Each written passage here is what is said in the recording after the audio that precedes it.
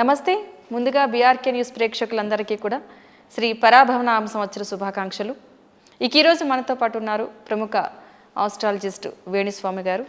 వారిని అడిగి అసలు ఈ సంవత్సరం ఏ రాశుల వారికి ఎలా ఉండబోతుంది, ఏ రాశుల వారు ఎలాంటి జాగ్రత్తలు తీసుకోవాలి, ఇలాంటి అంశాలను కూడా తెలుసుకునే ప్రయత్నం చేద్దాం.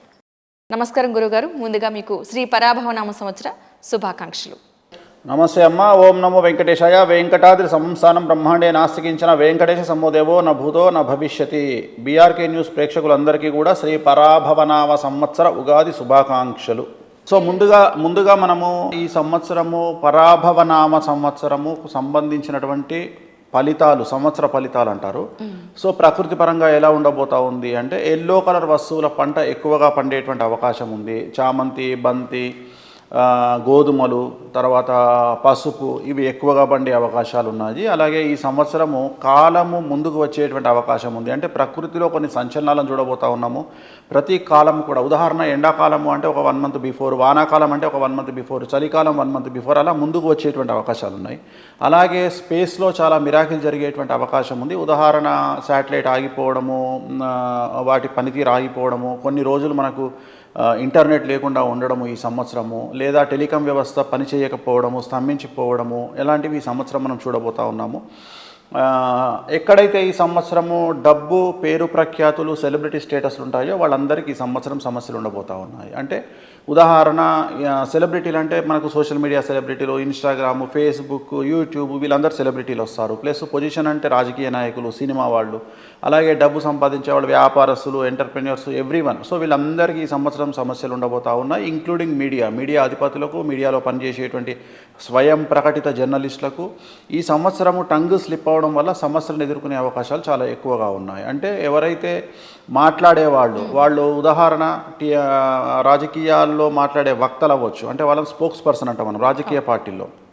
అలాగే ఈ భక్తికి సంబంధించినటువంటి ప్రవచనకారులు.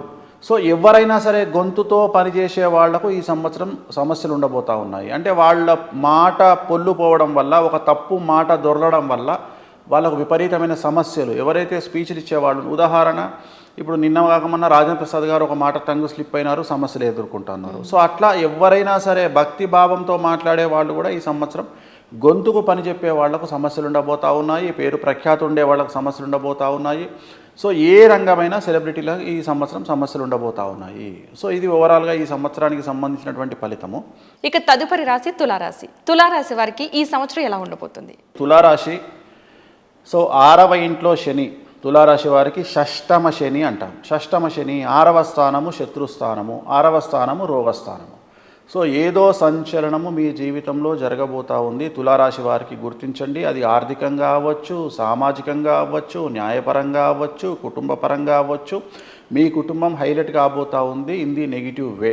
సో నెగిటివ్ వేలో మీ కుటుంబం, ఎవరో ఒకరు కుటుంబంలోని వ్యక్తుల వల్ల మీ కుటుంబం నెగిటివ్ వేలో సమాజంలో పేరు తెచ్చే అవకాశం ఉంది, సంచలనం జరిగే అవకాశం ఉంది. లేదా ఎవరైనా ఇంట్లో ఎవరికైనా ఒకళ్లకు ఆరోగ్యపరమైన ఇబ్బందులు, అపమృత్యు దోషం ఏర్పడే అవకాశం ఉంది. ఇది మినహా మిగిలినవన్నీ అనుకూలంగా ఉండబోతూ ఉన్నాయి. విద్యార్థులకు అనుకూలమైనటువంటి ఫలితాలు ఉంటాయి. కాకపోతే చెడు సావాసాల వల్ల, చెడు వ్యసనాల వల్ల విద్యార్థులు సమస్యల బారిన పడేటువంటి అవకాశం ఉంది. ఉద్యోగస్తులకు పై అధికారుల వల్ల సమస్యలు ఉండేటువంటి అవకాశం ఉంది. కాకపోతే కోరుకున్నటువంటి ప్రదేశాల్లో ట్రాన్స్ఫర్స్ ఉండేటువంటి అవకాశం కనిపిస్తూ ఉంది. రైతులకు 2 పంటల దిగుబడి, రాబడి బాగుంటుంది. కళాకారులకు, సినిమా ఇండస్ట్రీలో ఉండే వారికి ఫెయిల్యూర్స్ మాత్రం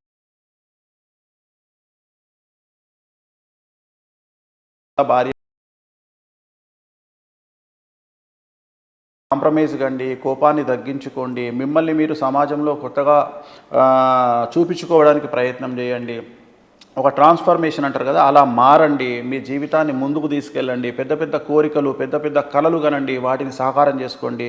సో షష్టమ శని కారణం చేత నలుపు రంగు దుస్తులకు దూరంగా ఉండండి. తిరునల్లార్ శనీశ్వర ఆలయంలో ప్రత్యేకమైన శని పూజ నిర్వహించడం ద్వారా తులారాశి వాళ్ళు సమస్యల నుండి బయటపడతారు.